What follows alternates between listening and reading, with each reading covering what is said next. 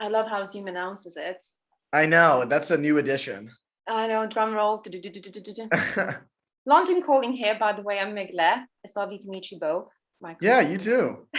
Is that the first call from London? I imagine probably not the first one. Not the first from London, but I would love to be in London one day and do in-person interviews because I love Oh, London. heck yeah. Michael, did you hear that? I'm very up for it in the future. Perfect. I'm just saying, we are having a heat wave. Sorry, I'm trying not to kind of, No, you can. Go ahead. I understand the heat. Whereabouts are you in now? I'm in Dallas, so I don't know what it would be translated from Fahrenheit. Like 40s maybe? Oh God, yep. No, we Like have 100, it's like 100 something yeah. here.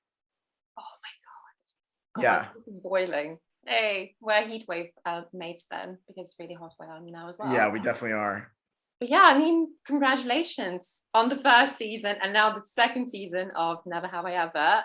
I think from my point of view, I absolutely love watching the series because, you know, you kind of combine so many different elements there. There's drama, there's romance, there's comedy, there's grief, there's, you know, complex characters, there's depth as well.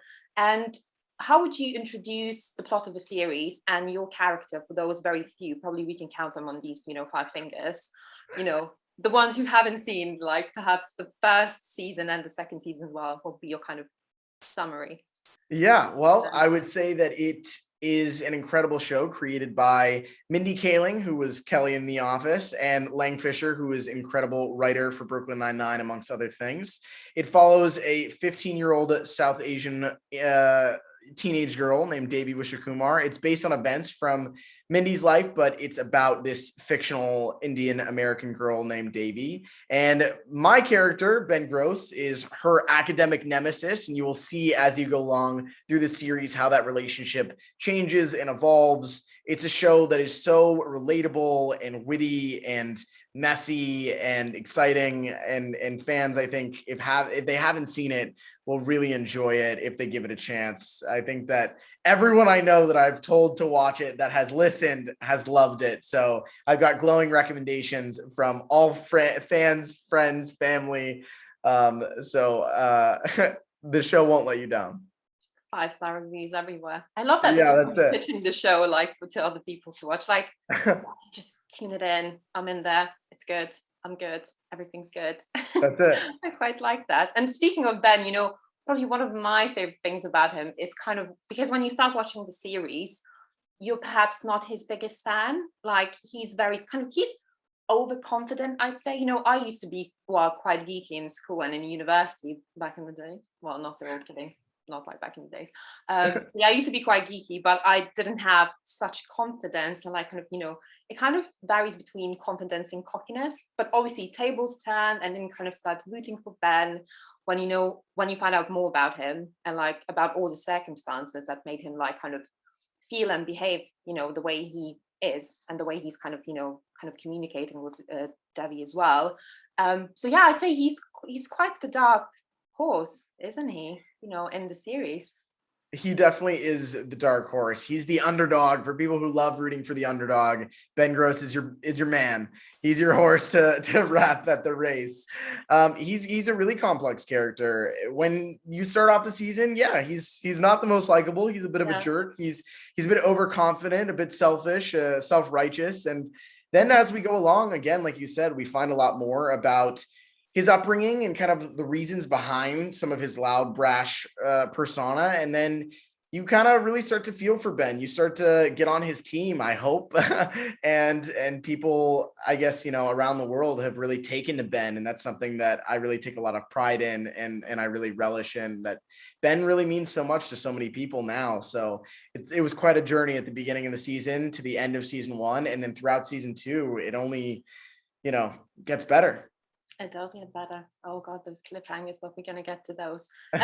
Any of your kind of high school experiences, you know, I don't know, that kind of helped you to build Ben and his mindset, or was it just not kind of, relatable in that sense. Or... There are definitely some parts of Ben that I relate to because of my own high school experience. I was really devoted to my academics, as is Ben. Oh. Ben wants to apply to Ivies, which I never really considered just because it wasn't my thing. But I go to USC. That was a school that I really wanted to get into. I got in everywhere that I applied. So I think Ben would be proud about that as well. Some differences. I was a bit more athletic than Ben in high school. I think Ben is allergic to sports.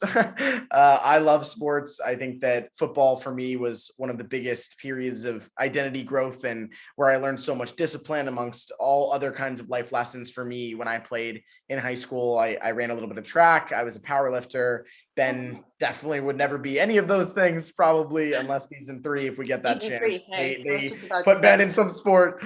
But I think for me, the biggest kind of piece in building Ben and Ben's world was what I learned in college, which was kind of the psychology behind Ben. I'm a psychology major at USC, University of Southern California, and they have a great psychology program. And it really helps me understand kind of the thoughts that drive Ben's actions and kind of built his personality and the reasons why he says the things that he says sometimes that make him a bit more unlikable or a bit name droppy and those kinds of things, but also what makes him a really kind and genuine kid when he peels back some of those layers.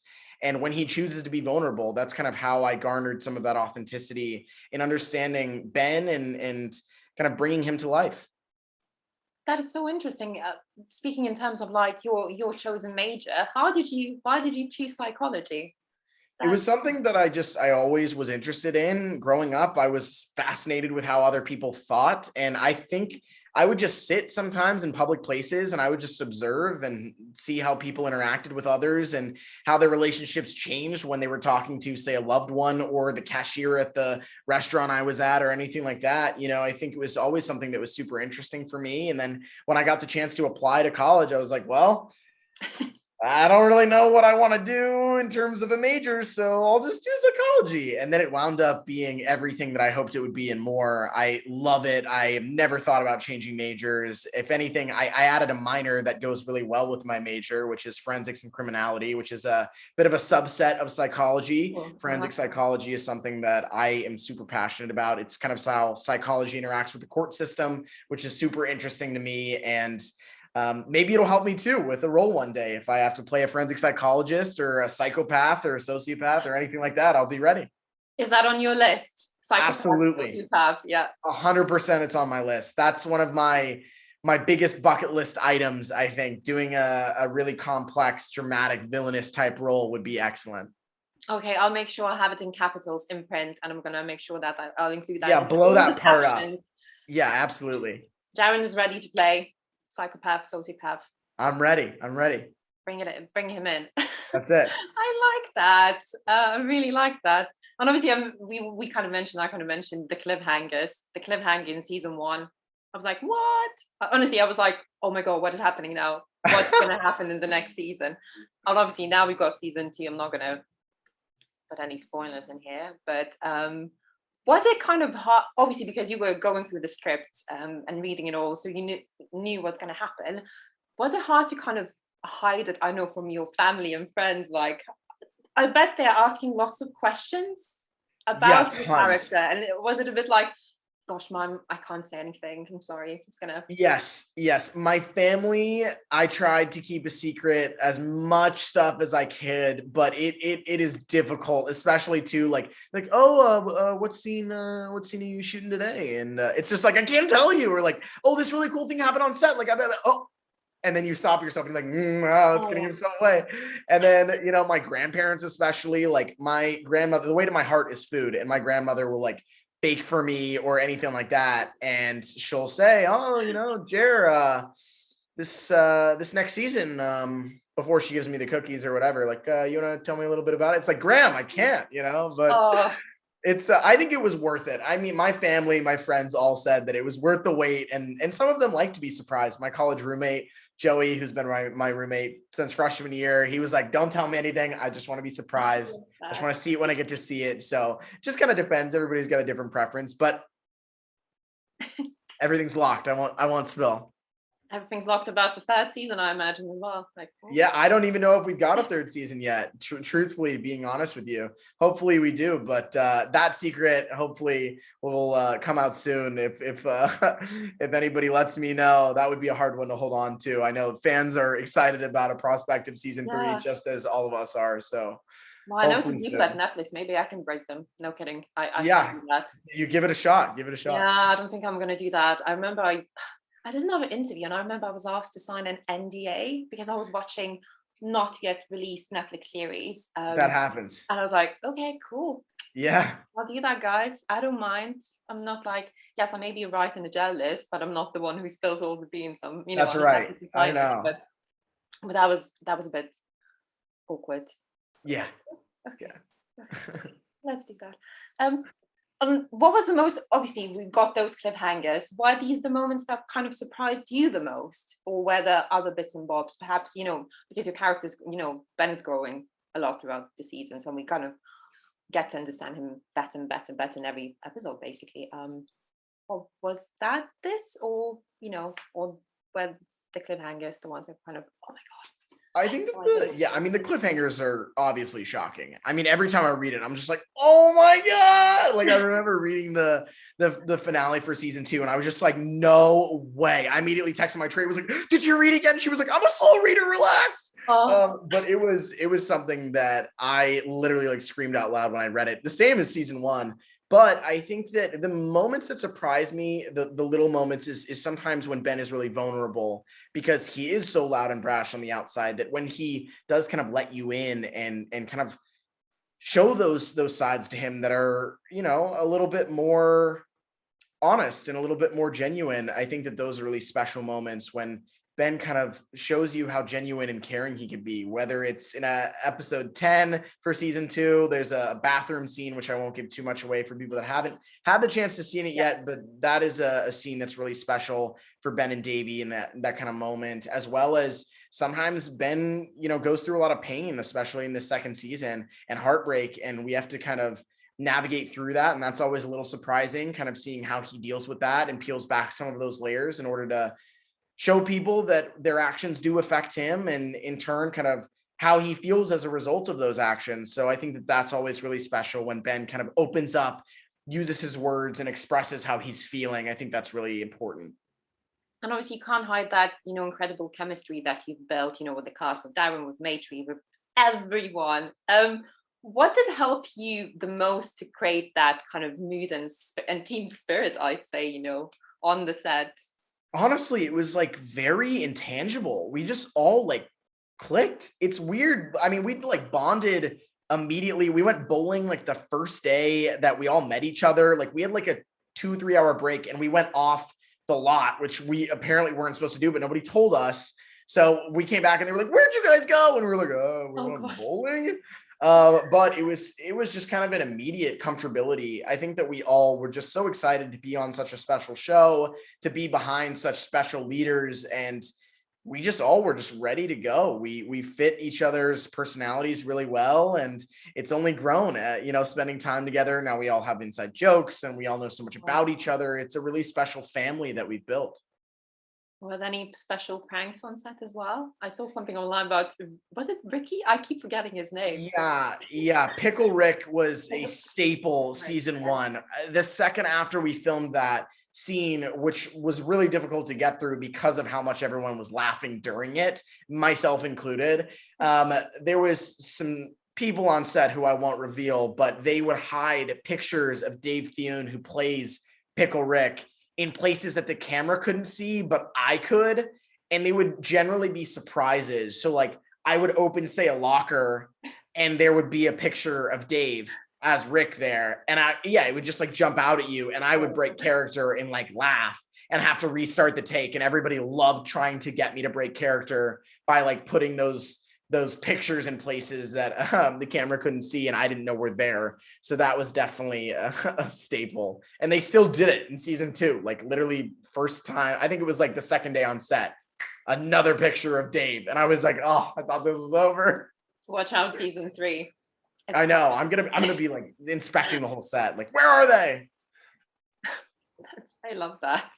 Honestly, I love on-set pranks. There's always Yeah, it's something so fun. interesting, behind the scenes stories. Absolutely love it.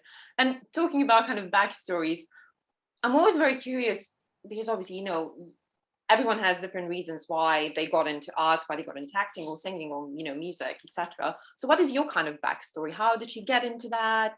You were quite young when you started. Am I Yeah. right? Yeah. I 5 years old, an improv group came to my school. We played a bunch of games. I was the first volunteer for every single one of them. Afterwards, my mom, who was a teacher at the time, came to pick me up and they just told her, "Hey, your son really enjoyed this. Here's a number for a local Dallas agent," which is where I grew up. We gave her a call and then I started acting from there. My first real job was Barney. So I did that and then got training and just kind of flew from there. It was acting was something that I always wanted to do. It's always been something that I've been super passionate about. So I don't know. I never wanted to be like an astronaut or a race car driver or anything like that. I always said I wanted to be an actor. And luckily for me, it seems to be going quite well. My childhood dreams continue to come true daily. Oh, that's amazing. Absolutely, absolutely love that. And obviously, because you mentioned you've started from improv, and how did the perception towards acting kind of change throughout the years for you? Because obviously, when you start as a kid, you think, oh, it's just a part of a game, isn't it? Like, oh, I'm going to participate, I'm going to play around, I'm going to socialize, make new friends. Perhaps that's one of the reasons I get, kind of, I imagine some people. And when I was doing like school plays, I wanted to socialize with other people. That's why I love being on Yeah. stage. I was just like, I'm going to do something fun now, I'm going to do Yeah. this or that, just kind of make an impression on someone. How did that change throughout the years, or is it still kind of obviously fun and games but more on a I mean, I serious? still have like that childlike wonder and amazement every time that I'm on set. That magic that you feel as a kid has never left me. And I think that every time I do a scene, I always feel a little bit of that. Sometimes it's magnified depending on what I'm doing. But I think that as I've grown older and matured, I've really become even more obsessed with acting as a craft, with understanding different characters, with trying to achieve more and more ways that I can bring depth to my characters and kind of add on to the layers that the writers have created for them. And bringing a character to life has created a unique challenge every single time that I love. I sink my teeth into it. Every role is different and every role is a learning opportunity. I learn something new every time and it's fascinating. It just continues to amaze me. It continues to excite me. I love it. I think that, as I continue to get older, it's only going to get even more obsessed for me as I go along because it's such a special art form. I love every part of it, even the parts that are difficult and frustrating, like the audition process. Sometimes even I love doing that. Just having the opportunity to try to audition for a new role or something is exciting for me. So I think it's only going to accelerate from there as I grow older. What would be your top, I don't know, 3 audition tips for young actors and actresses? But it's I think, like, well, that's what I would yeah. do. The first is like, don't put so much pressure on yourself. I think that like every role, you can look at as a great opportunity, but if you look at it as something that has to happen, where it's like, I've got to book this job, or Mm. this is going to happen, or then you're going to put so much pressure. It's going to take the fun out of it, which leads me to my second point.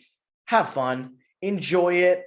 Yes, it is a job. And yes, sometimes it is frustrating, as anything is, but it's supposed to be fun. It's supposed to be something that makes you feel all bubbly and childlike inside. And when it stops that, that feeling, that's when you take a step back and you say, okay, what's going on here? And then the third is work hard. I think that that's the biggest thing. Be the hardest worker in the room. You may not be the most talented naturally, but if you work the hardest, the success rate will probably increase exponentially if you just work hard, if you believe in yourself, and if you just have fun and you go in prepared and you don't put too much pressure on yourself. You kind of put all of that in one and you've got a great attitude. You got a great positive mindset that hopefully will carry you through your auditions and your projects and success and everything that comes with it. No, I so believe that. When I was auditioning to a local music school, back in Lithuania. I'm from Lithuania, moved to London 5 years ago, but that's my long story in 2 sentences. When I was auditioning, I remember when I was choosing a song, because obviously you need to perform something to kind of I don't know, impress, the jury. And I Yes. decided to do, I don't know what came to my head then. I decided to do a yodeling song. I started yodeling. I didn't even know how to yodel. That's the thing. Wow. I just went for it and I got into the music school. Good for you. Yeah, take those risks. Yep. I know it's Take so those weird. Like risks. when you kind of pick something weird and interesting, and especially when you're having fun and when other people see that you're naturally having fun, just having a blast. That's exactly right. That definitely helps. And obviously there's Absolutely. also not like a dark side, but obviously like all the rejections and that come within every and are exist in every artsy industry. How do you cope with rejections? What is your kind of someone said to me, I just cry a lot, but I started laughing because I wasn't a serious answer. You just can't sit and cry in the corner. So I Yeah, thought the crying a that's lot quite would not be interesting. my advice. Again, I think it goes back to what I was talking about a little bit earlier was the mindset. I think that again, not putting so much pressure on yourself, Yeah. having fun and recognizing that not every role is going to be for you, and that's okay. But there are hopefully going to be roles that are meant for you, that you're meant to play. For example, for Ben, I don't know, like I feel like that was meant for me. And Mindy and Lang have said, like, when you walked in, we were like, yep, that's got to be Ben. Like, that's so Ben. And I think that sometimes it just happens that way. You get a little bit of luck, you work hard, you try to improve your craft, you learn, you kind of be a sponge for knowledge, and hopefully it works out. But yeah, sometimes you're going to get rejected, and you just got to say, you know what? It's all right. Just wasn't meant to be. Time for the next one. And you just kind of get ready, get excited for the next one, get excited for that new learning opportunity. Take what you learned from that audition that you didn't get, which is fine. You can learn so much from the ones that you didn't get. And if you get knocked down 99 times, you got to get back up, because who knows, that 100th might be it. Yeah. Eye of the tiger, got up, back up, That's right. and get that role. That's it.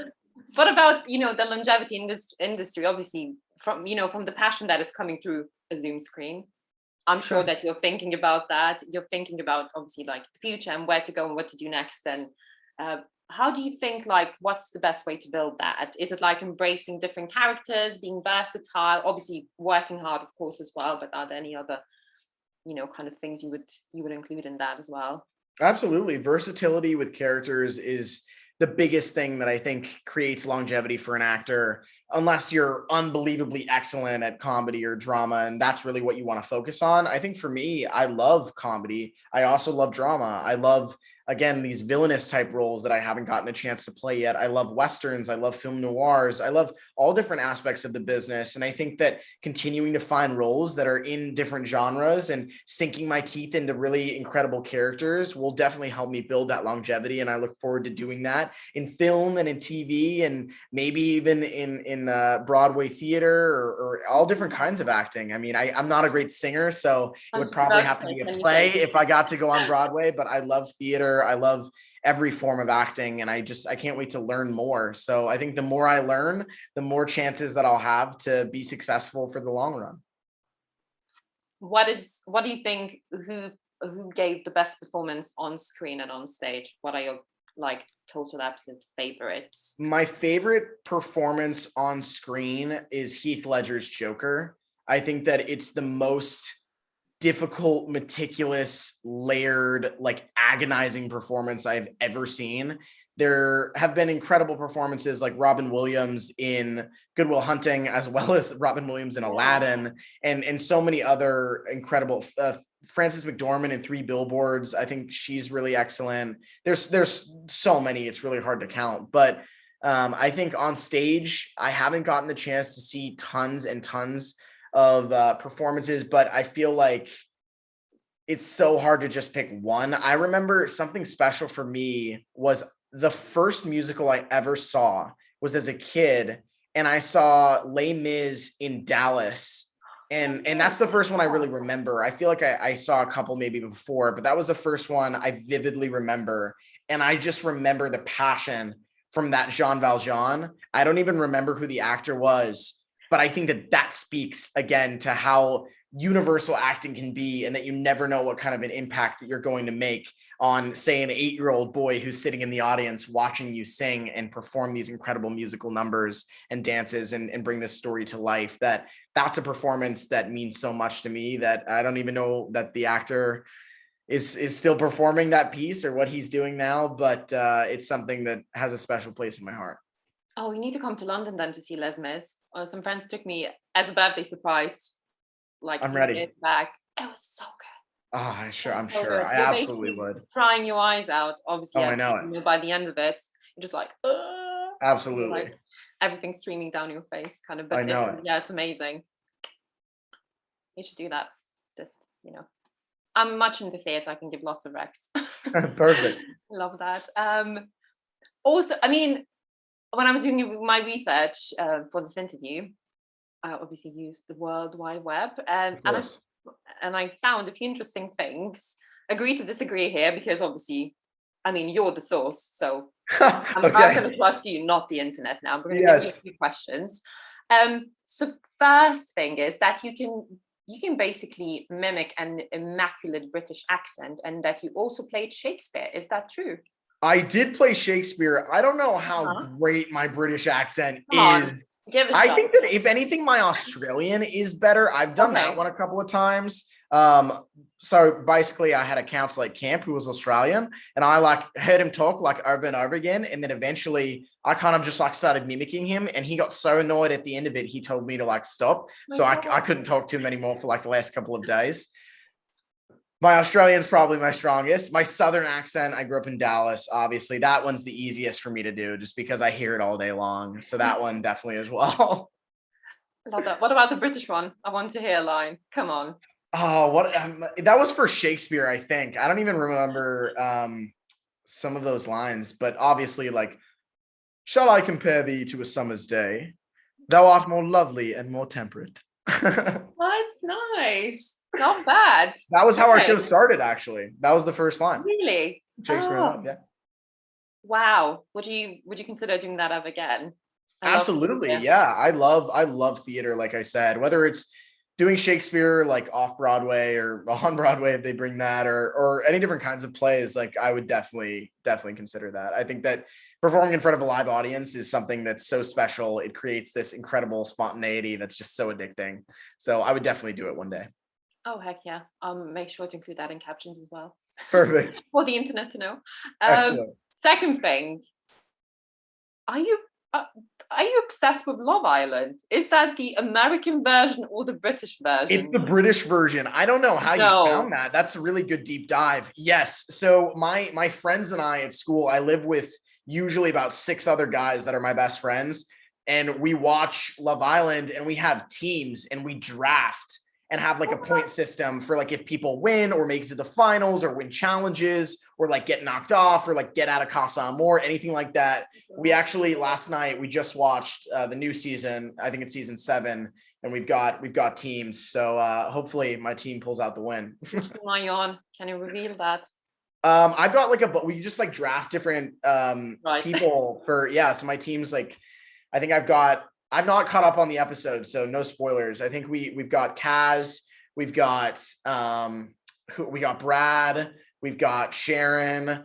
We just drafted a new character named Chugs, I think. So Dogs. I don't know. No spoilers if you haven't seen it. Maybe he doesn't go that far. They just introduced that someone was coming in named Chugs.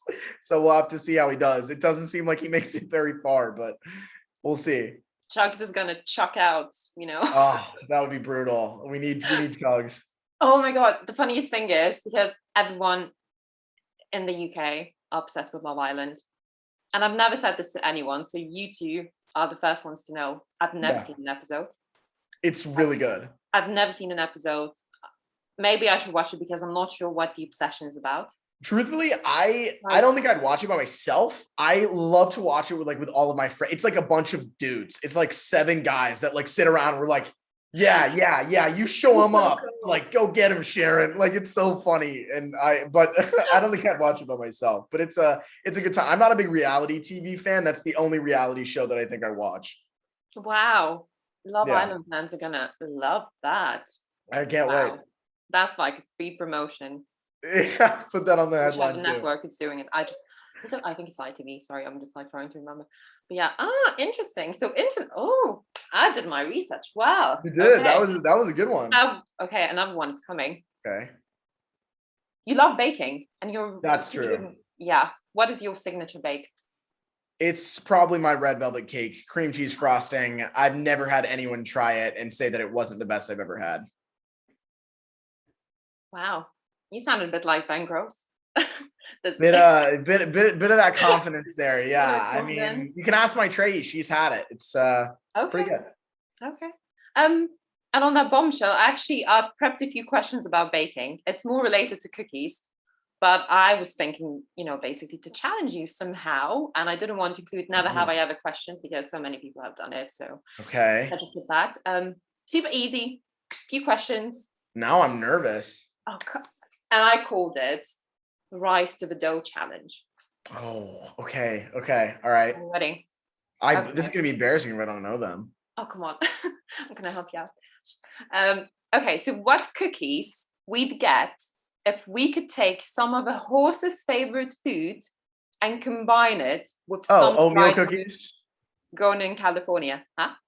Oatmeal cookies. Yeah. Okay. Yeah. You see, that's easy. Yeah, that was an easy one. At least I got one right. This is simple.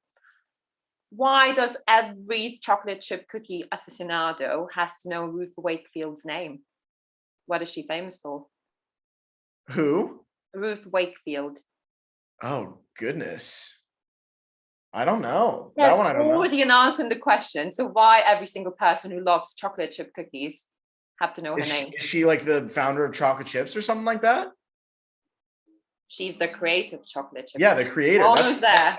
You see? Well done. That's crazy. I guess that's not super well known. I didn't even know that one. So the first time the recipe was published back in 1938 in one of her recipe books. And she basically created the chocolate chip cookies by mistake. So she was perfecting the butterscotch nut cookie recipe, and she just added some chocolate chips by mistake. And here we go. We've got okay. Thank you. Chocolate chip. You can use it in your trivias one day.